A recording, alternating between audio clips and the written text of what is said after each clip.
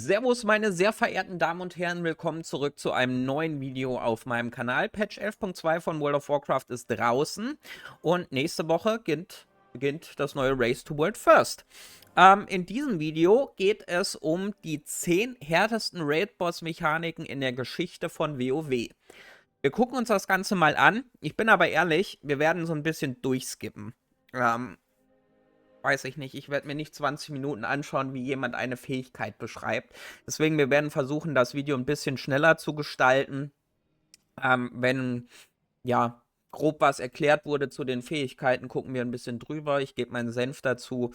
Aber, ja, wenn da jetzt einer 7 Minuten über eine Fähigkeit quatscht, das werden wir nicht anschauen, denke ich, an der Stelle. Alles in allem, vorweg, ich glaube, wir werden hier hauptsächlich neue Fähigkeiten sehen. Weil, das meine ich auch nicht böse, aber Raid jetzt seit Wrath of the Lich King, die letzten Jahre, 5 Jahre mythisch und so, davor ja auch schon ein bisschen HC und die Bosse in den letzten Wochen sind, oder in den letzten Jahren sind definitiv komplexer geworden, als sie das damals waren. Spontan fällt mir jetzt ehrlich gesagt keine oder die eine Fähigkeit ein, die ich jetzt hier auf Platz 1 setzen würde, aber Painsmith war für mich ziemlich Pain. Das war gar nicht mal so einfach zu navigieren. Und was mir auch spontan einfallen würde, war das Echo of Neltarion im Aberus Raid. Weil das war wirklich eine Fähigkeit, da musstest du innerhalb von 4-5 Sekunden 5 Leute koordinieren, sonst warst du tot.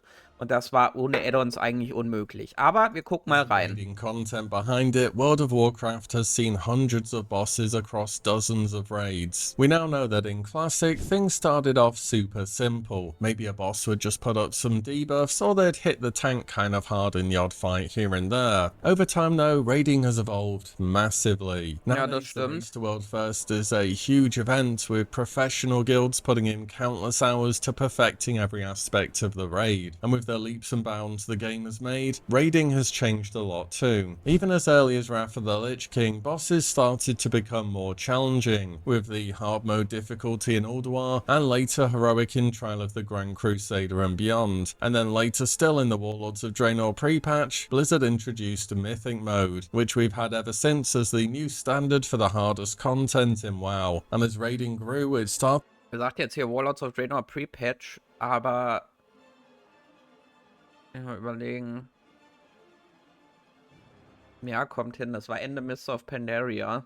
To become difficult. A lot more difficult. Gone were the days of just dispel the debuff and kill the boss in under a minute. Instead now we have multi-part abilities, personal responsibility, and a lot of overlapping mechanics. So today I want to talk about some of the toughest raid boss mechanics to deal with ever across all WoW expansions. These will Ja, ich bin mal gespannt, was auf Platz 1 landet. Ich denke mal sowas wie Kil'jaeden, Jailer oder so könnte weit vorne liegen, weil da die Gilden sehr lange für gebraucht haben. Find a fight and made it so difficult to progress. So with that said, let's make a start. We'll begin with the iconic Lich King 25 heroic fight. ICC was a step up in raid difficulty for sure, but without a doubt the Lich King 25 heroic was the hardest piece of content Blizzard have made up to that point in time. Gut, den habe ich damals nicht auf HC gespielt, aber ich verstehe, dass der hier dabei ist.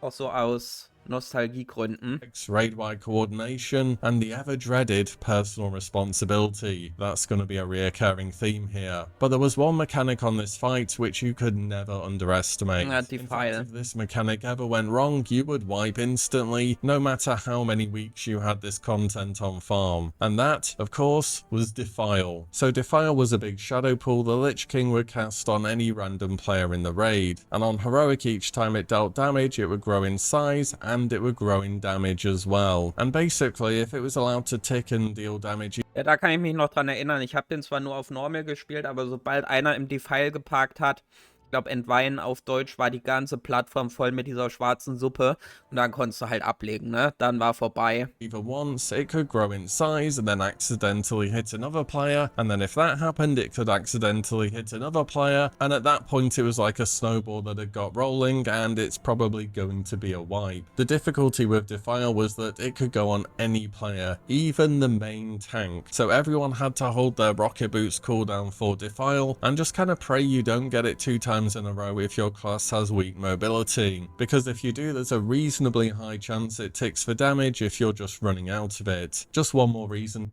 Okay, hier können wir jetzt an der Stelle weiter skippen. Ich denke mal, das meiste dazu haben wir jetzt gelernt.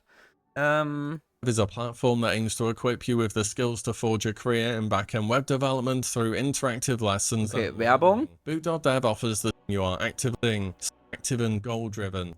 But even if all the content to Boot.dev and try to get 20 supporting the channel expansion into the Cataclysm for a Platz 9 versus another end of raid boss, and this time it'll be versus Ragnaros 25 heroic in the Firelands. This is an absolute marathon of a boss fight featuring tons of over. Wir machen mal ein bisschen schneller. One-shots and hey, personal responsibility again. Whilst Ragnaros gained a whole new phase on heroic where of course he grew some legs, it's not something specific to heroic or the final phase which I want to pick actually. It's a mechanic which you have to deal with in normal mode too, and even in normal it can be quite easy to wipe on this. Oh ja, Molten Seed, stimmt. Das waren die kleinen Kügelchen, die hinterlassen wurden und wenn du da zu nah dran stehst, wurdest du hochgeschossen. Und da auch wenn 2, 3 Leute, also nicht hochgeschossen, aber es ist explodiert.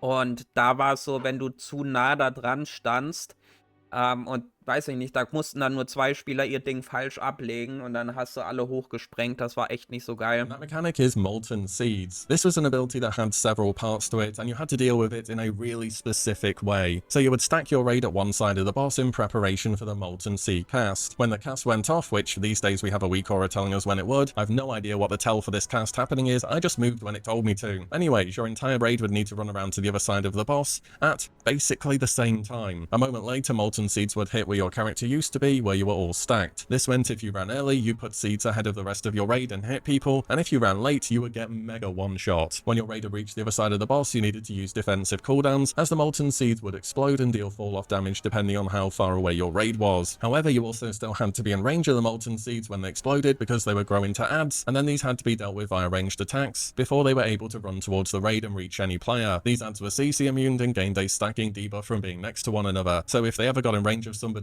they just one-shot them. And you had to deal with this several times throughout the fight as well. This was just one of many abilities Ragnaros had that would either one-shot you or your entire raid depending on how wrong you did it. Even in Classic, this fight did not mess up. So, jetzt geht's um Classic. Be about the mythic bosses, and I don't think that should be too much of a surprise really. Jetzt geht's mit Platz 8 los. Ich versuche mal immer, wenn er den Boss ansagt, zu erraten, welche Fähigkeit es sein könnte. Has only gone up over the years, and even the absolute best skills in the world take some time to defeat the hardest bosses. Next we're visiting the Battle for Azeroth expansion for the Battle of Desire Law raid. Here I want to talk about what has to be one of the most unique fight mechanics we've ever seen in WoW, and that's when players face high Tinker Mecha Talk in Mecha Talk. Da kann ich mich nur erinnern an diese... Oh ja. An die, wo du in diese... Was waren das? Hühner? Wo du da reingehen musstest und dann hattest du Symbole angezeigt und das mussten die Leute in der richtigen Reihenfolge abgeben und ab einer gewissen Schwierigkeitsstufe, also ich glaube auf LFR hast du die Symbole gesehen als anderer Spieler, hier dann später nicht mehr und du musstest die Sachen dann ansagen.